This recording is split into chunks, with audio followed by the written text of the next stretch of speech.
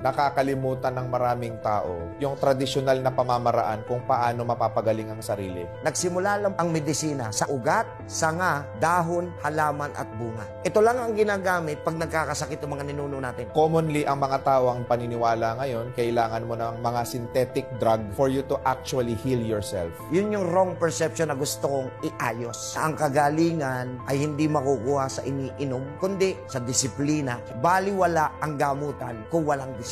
Isasama lang nila ito sa kanilang lifestyle. Correct. At malaki dapat yung babaguhin. Kasi saan ba nagsisimula ang sakit? Maraming maling paniniwala. Pagkain, stress. Tulog. They are all factors but not the main reason. The real reason kung ba't nagkakasakit ang katawan, may mga nakalimutan tayo na gawin dati na hinihingi ng katawan natin. Yung hindi natin nakukuhang nutrisyon dahil sa maling mga kinakain natin sa panahon ngayon can be supplied by these herbal and natural and food supplement. Idadagdag po natin ito sa pang-araw-araw nating ginagawa.